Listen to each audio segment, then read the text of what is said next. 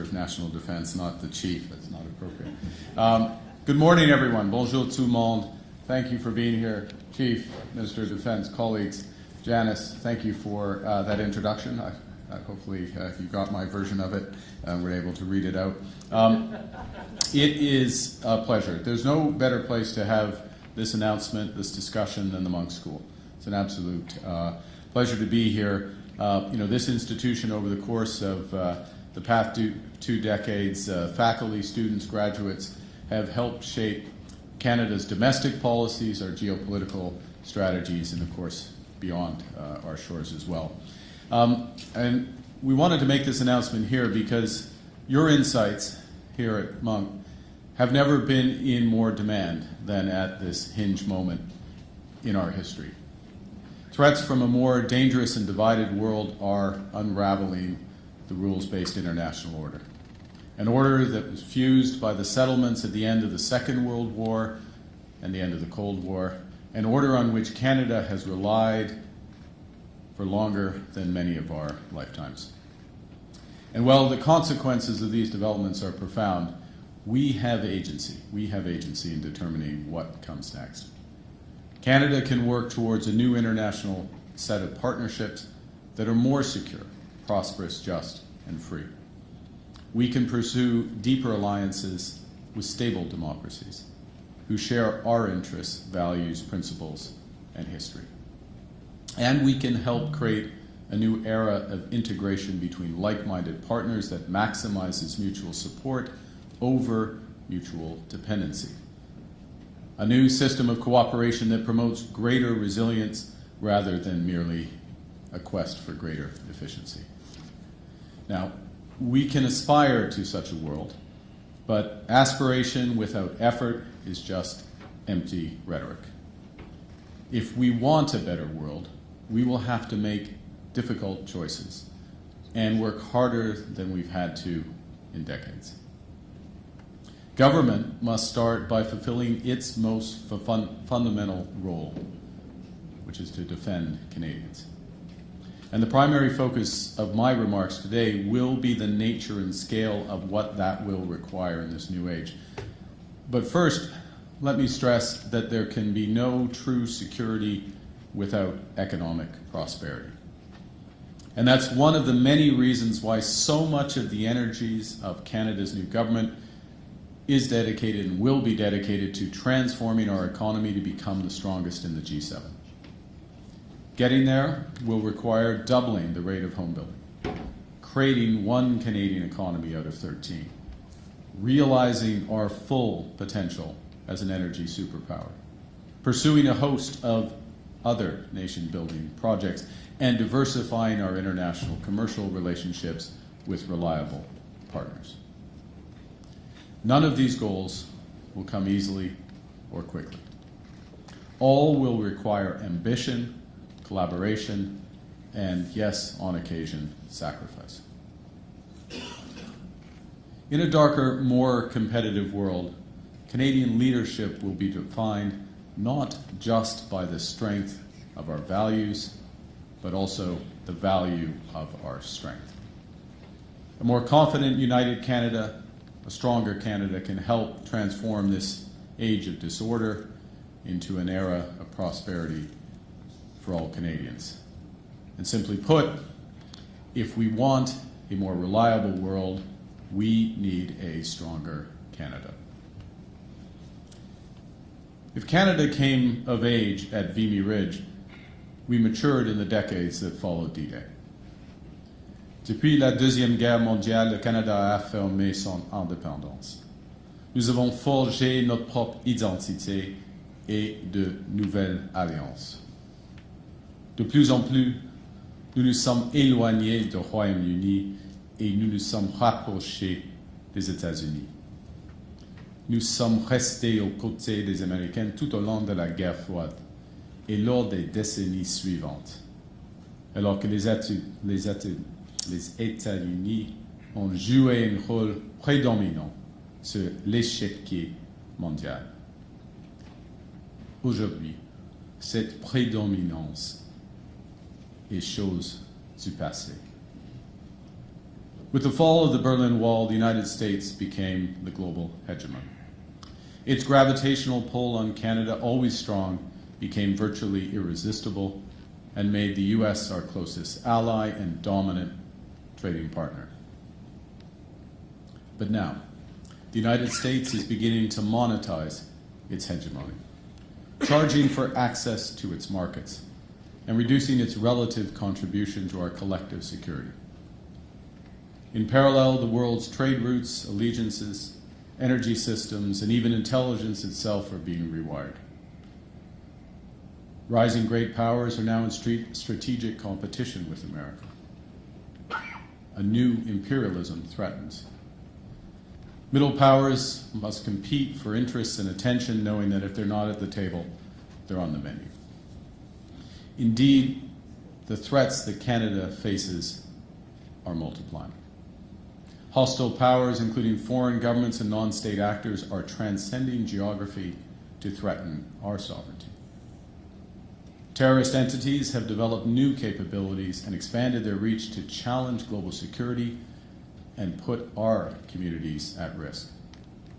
Cyber attacks from the other side of the world can undermine our government, bankrupt our businesses, and paralyze our infrastructure. Et plus de leur capacité en ce qui a trait à la cybersécurité, les capacités militaires traditionnelles d'États comme la Chine et la Russie sont, elles aussi, en croissance. Malheureusement, nous ne pouvons plus compter sur notre situation géographique pour protéger les Canadiens et Canadiennes face à ces menaces. The long-held view that Canada's geographic location will protect us is becoming increasingly archaic.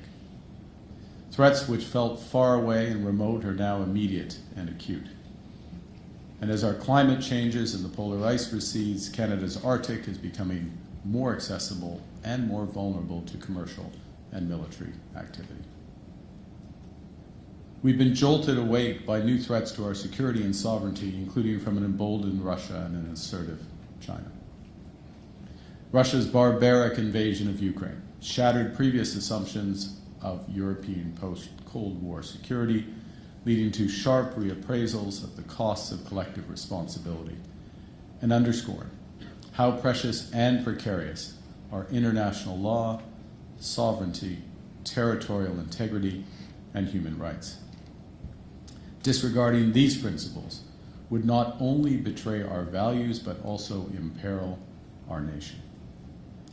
When we stand up for territorial integrity, whether it's in Ukraine or West Bank and Gaza, we are also standing up for the territorial integrity of the Canadian Arctic.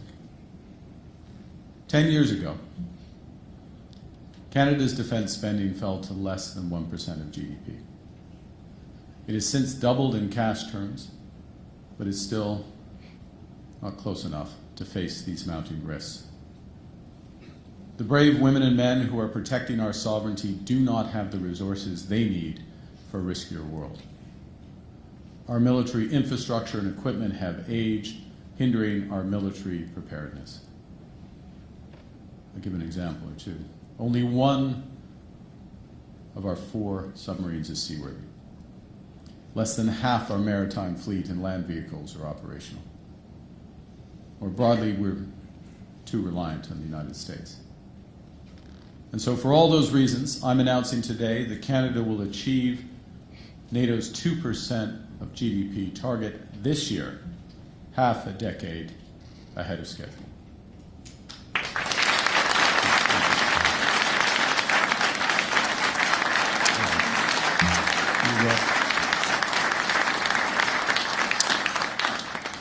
And we will further accelerate our investments in years to come, consistent with meeting these new security imperatives.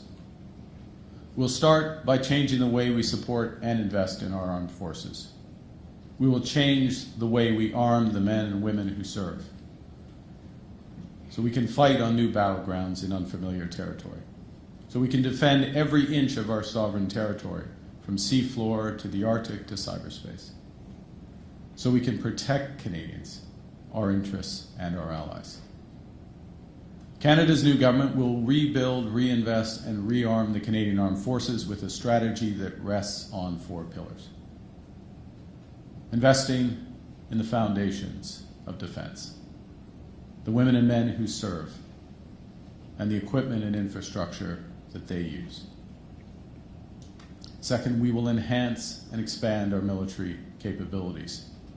Third, we'll strengthen Canada's defense industry. And we will diversify Canada's defense partnerships.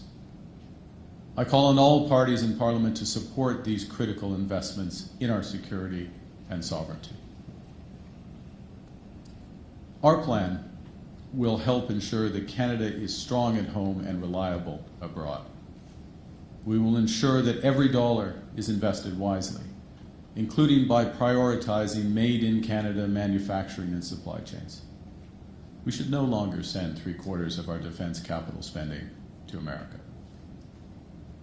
We will invest in new submarines, aircraft, ships, armed vehicles, and artillery, as well as new radar, drones, and sensors to monitor the seafloor and the Arctic.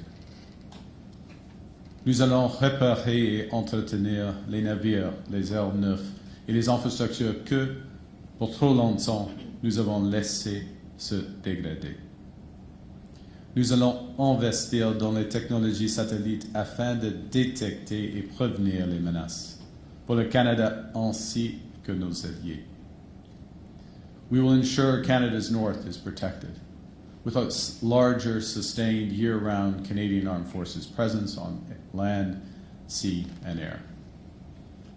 We will expand the reach, security mandate, and the abilities of the Canadian Coast Guard and integrate it into our NATO defense capabilities to better secure our sovereignty and expand maritime surveillance. As part of our new strategic approach to defense and security, we will also establish Borealis, the Bureau of Research, Engineering, and Advanced Leadership in Innovation and Science. Borealis will advance cutting-edge research in artificial intelligence, quantum computing, and other frontier technologies essential to safeguarding our sovereignty. Nous allons pallier le manque de personnel dans les forces armées canadiennes en modernisant le processus de recrutement, en bâtissant de nouveaux logements et sur nos bases militaires, en améliorant l'accès aux soins de santé et aux services de garde. Nous allons donner à chaque membre de nos forces armées une augmentation salariale bien méritée qui contribuera aussi au recrutement et à la rétention du personnel. En ce moment même, les forces armées canadiennes luttent contre les feux de forêt pour protéger leurs compatriotes et leurs communautés. Elles défendent nos côtes et nos eaux. Elles patrouillent l'Arctique et soutiennent nos alliés aux frontières de la Russie. Elles le font dans des conditions difficiles et trop souvent avec l'équipement inadéquat. Elles méritent mieux et elles auront mieux. In parallel, we are actively seeking to strengthen transatlantic security, particularly by becoming a participant in ReArm Europe. This will help diversify our military suppliers with reliable European partners and integrate the Canadian defense industry as full participants in 150 billion euros of Europe's rearmament program. To these ends, the Canada-EU summit later this month will be more important than ever. And Canada will arrive at this summit with a plan to lead, with new investments to build our strength in service of our values. This will include our support for a new NATO defense industrial pledge, which will be negotiated at the NATO summit. The Defense Industrial Pledge encompasses both assets and infrastructure that support our defense goals. Canada is confident that our economic strategy and our many strategic resources, from critical minerals to cyber, will make major contributions to NATO security. We will support tangible commitments from our allies to provide NATO with the necessary resolve to deter aggression and protect against all adversaries in all domains. Our fundamental goal in all of this is to protect Canadians, not to satisfy NATO accountants. Ce qui va assurer notre sécurité et celle de tous les citoyens des pays du monde de l'OTAN, ce sont des progrès tangibles et non un calcul mathématique. C'est l'approche que le Canada va préconiser et celle que nous présenterons à nos alliés de l'OTAN plus tard ce mois-ci. We will undertake this transformation of our military capabilities strategically, deliberately, and impactfully. Canada's Department of National Defence will immediately design a new defence policy that reflects both today's and tomorrow's threats, informed by experts, some in this room, and the experience of allies and partners, including Ukraine. We're in the process of creating a new defence procurement agency that will be guided by that new defence industrial strategy and overseen by our newly appointed Secretary of State for Defence Procurement. The Defence Procurement Agency will centralize decision-making and move at pace to get our armed forces the equipment they need when they need it. We will ensure that Canadian workers and businesses benefit from the huge increase in defence procurement that will be required, using Canadian steel, Canadian aluminum, Canadian critical minerals, Canadian cyber. Nous allons renforcer nos capacités industrielles et nous donner les outils nécessaires afin de répondre à nos besoins en matière de défense et saisir les opportunités associées. Nous allons investir davantage dans les armes et les munitions canadiennes, en plus de celles produites par un éventail d'alliés. It will be challenging to protect Canada and Canadians against growing and changing threats, all while building a stronger Canadian economy. But these are the imperatives of a more dangerous world. And as His Majesty the King reminded us just 2 weeks ago, our greatest challenges present immense opportunities. To build the military we need, we can deploy and develop Canadian innovation, Canadian ingenuity, Canadian industry. The transformation of our military capabilities can help with the transformation of our economy. Today, national defense already accounts for over 275,000 direct and indirect jobs across the country in over 3,000 communities, every province, every territory.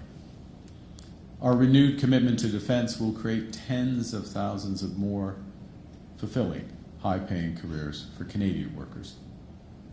It will create enormous opportunities for Canadian businesses, yes, in the defense sector, but across a link of supply chains, from the production of the raw materials, steel and aluminum, to the truckers and rail workers who ensure their transit, to those who transform those materials into equipment, weapons, ammunition, vehicles. It will help drive innovation in sectors including AI, quantum, and cyber. It will safeguard Canada, as well as our interests and allies abroad. It will build Canada strong. Nous allons assurer notre sécurité dans un monde qui a été profondément transformé. Nous allons créer de bonnes carrières et de la prospérité à travers le Canada. En ce faisant, nous allons protéger cette prospérité, protéger notre qualité de vie et protéger notre façon d'être. Throughout Canada's history, there have been turning points where the world's fortunes were in the balance. That was the case at the start of the Second World War, just as it was at the end of the Cold War. And each time, Canada chose to step up, to assert ourselves as a free, sovereign, and ambitious nation, to lead on the path of democracy and freedom. And we are once again at such a hinge moment. Il est temps pour le Canada de tracer sa propre voie, de s'affirmer sur la scène internationale. Il est temps de défendre nos valeurs avec ceux qui les partagent. Il est temps de partager avec le monde une approche et une vision distincte. Now is the time to act with urgency, with force, with determination. As the world grows more dangerous, Canada will ensure our country is protected from coast to coast to coast, while creating higher paying jobs across the land. Canada will lead with the values the world respects, the resources the world wants, an economy that leads the G7. We will build a strong, secure, and sovereign future for all Canadians and for all time. Thank you very much. Merci beaucoup.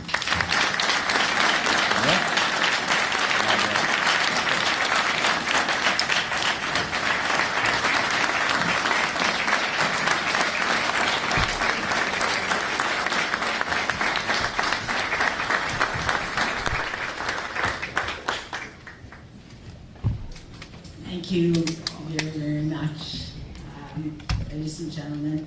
I did tell you there was meat to this announcement, and I think you would all agree. If I could ask all the invited guests to stay seated, and sadly ask the media to leave the room.